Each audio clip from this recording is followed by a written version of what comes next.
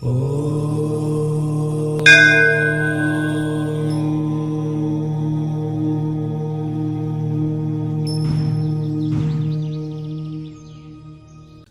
దోషాలు ఉన్నాయి ఇంట్లో చాలా అని ఈ మధ్య మాకు కొంచెం అవేర్నెస్ అంటూ క్రియేట్ అయింది.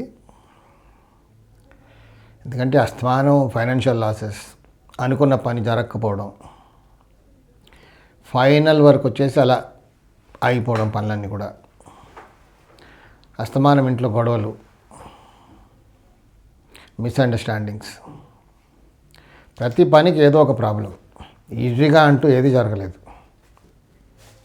అలా గడుస్తూ ఉంది రోజులు. మా కర్మ ఏమో అనుకున్నాం ఇన్నాళ్ళు. ఈ మధ్య కొంచెం వాస్తు అని కొంచెం తెలిసి వచ్చింది. పుస్తకాలు చదవడం మొదలుపెట్టాం. దాంతో ఇంకా వాస్తు కన్సల్టెంట్స్ని తీసుకొచ్చి కూడా చూపించాం కొందరిని. కానీ ఇబ్బంది ఏంటంటే ఒక్కొక్కరు ఒక్కొక్కలాగా చెప్తున్నారు. మా అన్నయ్య ఇంకొకరిని తీసుకొచ్చారు, నేను ఒకరిని తీసుకొచ్చాను, మా నాన్నగారు ఇంకొకరిని తీసుకొచ్చారు. సో ముగ్గురిది ఎవరిది చెప్పింది ఇంకొకరికి అలవట్లేదు.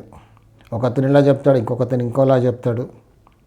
మొత్తానికి వాస్తు దోషాలు ఇంట్లో ఉన్నాయి, ఇవే కారణం అని మాకు అర్థమైంది. కానీ ప్రాబ్లం ఏంటంటే ఇప్పుడు ఎవరు చెప్పింది వినాలి? కొందరేమో మొత్తం వాస్తు దోషాలు ఒకేసారి మార్చాలంటారు. ఇంట్లో అన్ని దోషాలు ఉన్నాయి కాబట్టి దోషాలన్నీ చేయాలి. కానీ ఒకసారి చేయడానికి డబ్బు ఎక్కడుంది? మా దగ్గర డబ్బు లేదు కదా. అన్ని ప్రాబ్లమ్స్లో ఉన్నాం, అప్పుల్లో కూరుకుపోయాం. ఇప్పుడు బయటపడాలి. ఒక వాస్తు శాస్త్రం, ఒక శాస్త్రం ఉంది, దీంతో బయటపడతామని ఒక అర్థం అయింది మాకు. కానీ ఎలా పడాలి? అన్ని దోషాలు ఒకసారి చేయాలంటే సివిల్ ఆల్టరేషన్స్ కదా, ఇవన్నీ కూడా డబ్బుతో కూడుకున్న పని. వచ్చిన ప్రతి కన్సల్టెంట్కి డబ్బు ఇచ్చాం. ఒకరు చెప్పింది ఒకరు కుదరట్లేదు. కానీ సరే, వాస్తు మార్పులు చేయాలి. అన్నీ ఒకేసారి ఎలా చేస్తాం మరి? ఒక టాయిలెట్ తీసేయాలంటాడు, ఇంకేదో షెడ్ తీసేయాలంటారు, గుమ్మాలని మార్చాలంటారు, ఫ్లోరింగ్ హైట్ చేయాలంటారు. సరే అన్నీ చేస్తాం, వాస్తు మార్పు అన్నీ చేయడానికి రెడీగా ఉన్నాం.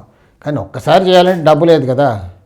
మరి ఆ ఇల్లు వదిలిపెట్టి ఎక్కడికి వెళ్ళాలి బయటికి? ఇప్పుడు బతకడమే చాలా కష్టంగా ఉంది, రోజు గడవడమే కష్టంగా ఉంది. ఇప్పుడు దీంట్లో నుంచి బయటపడాలి. శాస్త్రం అంటూ ఒకటి ఉంది కాబట్టి ఎలా పడాలి? ఇప్పుడు శాస్త్రం మాకేమైనా అవసరానికి రావాలి కదా అని ఇలా చాలామంది బాధపడుతున్నారు. అంటే ఇలా ఎందుకు చెప్తున్నానంటే, నా ప్రాక్టికల్గా నా దగ్గరకు వస్తారు కదా తీసుకెళ్ళడానికి. అదేంటో సాయిబాబా దయ. ఆ రోజు నుంచి కూడా నేను ఎప్పుడైతే కన్సల్టెన్సీ మొదలు పెట్టానో 40 years బ్యాక్, అప్పటి నుంచి కూడా జనాలందరూ నా దగ్గరకు వచ్చేవాళ్ళు. అంటే వాడు బాబా పంపిస్తేనే వస్తారు, కానీ తిరిగి తిరిగి తిరిగి సగం ఎక్స్పర్ట్ అయిపోయి వస్తారు అక్కడికి. ఎంతోమంది వాస్తు వాళ్ళ దగ్గర తిరుగుతారు, లాస్ట్లో ఇంకా దాన్ని చూద్దామని ఎవరో రెఫరెన్స్ ఇస్తూ వస్తారు.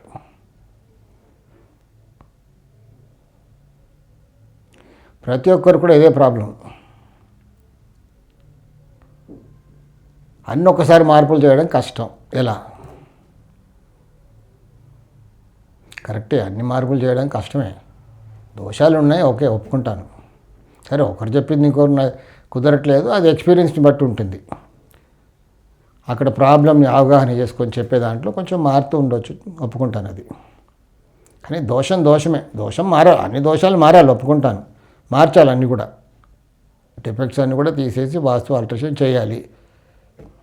కానీ ఒక్కసారి చేయడం కష్టమే ఎవరికైనా. ఇప్పుడు ఎవరికైనా ఏదైనా, ఇప్పుడు డాక్టర్ దగ్గరికి వెళ్తే సర్జరీ చేయాలంటారు అనుకోండి. సర్జరీ ఒకసారి చేస్తారా డాక్టర్? పేషెంట్ని కొంచెం అనలైజ్ చేస్తే షుగరు, బీపీ ఉందనుకోండి. ఇప్పుడు బీపీ ఉన్న పేషెంట్, షుగర్ ఉన్న పేషెంట్ ఏం చేస్తారు? మెడికల్గా ఫస్ట్ షుగర్ కంట్రోల్ చేయాలి, బీపీ కంట్రోల్ చేయాలి. అన్ని పారామీటర్స్ అన్నీ ఓకే అయ్యాక అప్పుడు సర్జరీ. అలాగే వాస్తులో కూడా ఒక సిస్టమ్ అంటూ ఉంది.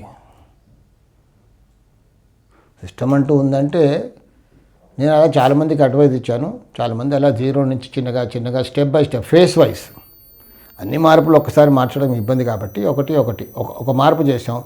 ఉన్న దోషాలలో ఏది ముఖ్యం, ఏది ఫస్ట్ చేస్తే కాస్త అతనికి రిలీఫ్ వస్తుంది, ఏది అతి ముఖ్యంగా ఉంది. ఇప్పుడు హార్ట్ అటాక్ వచ్చింది అనుకోండి, ఏం చేయాలి? అప్పుడు ఇమీడియట్గా యాంజియో చేసి స్టంట్ వేస్తారు. ఇమీడియట్ చేయాలి, తప్పదు. కానీ కొంతమంది ముహూర్తాలు చూడాలి వాస్తు ఆల్టరేషన్ చేయడానికి కూడా అని చెప్తున్నారని కొంతమంది వాపోతుంటారు. ఇప్పుడు ఎక్కడైనా మనకు దెబ్బ తగిలింది అనుకోండి, చేయి కట్టేది అనుకోండి, ఏం చేస్తాం? ముహూర్తం గురించి వెయిట్ చేస్తామా? ఎంబడే మందు పెడతాం కదా, లేకపోతే ఇంకా ఎక్కువ అయిపోద్ది అది. సో లేదు, చేయి కట్టేది పర్వాలేదు, ముహూర్తం చూసి మందు పెడతామంటామా? లేదు, కొన్ని వాస్తు ఆల్టరేషన్స్ ఏంటంటే ఇమీడియట్గా అటెండ్ చేయాలి. నైరుతిలో దోషం ఉంది, అటెండ్ చేయాలి. కాకపోతే దానికి కొన్ని కేర్ తీసుకొని చేయాలి.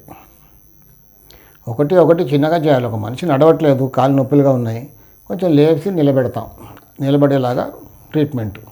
తర్వాత కొంచెం చిన్నగా ఫిజియోథెరపీ నడుస్తాడు, తర్వాత పరిగెత్తారు. కొంచెం టైం తీసుకుంటుంది. ఒకేసారి లేచి నిలబడాలి, మందులు ఉన్నాయి కదా, టాబ్లెట్ వేసుకోకుండా పరిగెత్తాలి, అవ్వదు కదా. సో అలాగే వాస్తులో కూడా ఏంటంటే ముందు అన్నీ కూడా ఇంట్లో సామాన్లన్నీ కూడా కరెక్ట్గా వాస్తుపరంగా సర్దుకోవాలి. అన్నీ కరెక్ట్గా అరేంజ్ చేసుకోవాలి. ఎక్కడ ఏది ఉండాలి, బరువు ఎక్కడ ఉండాలి, ఎక్కడ ఖాళీగా ఉండాలి, ఆ కేర్ తీసుకోవాలి. గుమ్మాల ముందు మార్చుకోవాలి.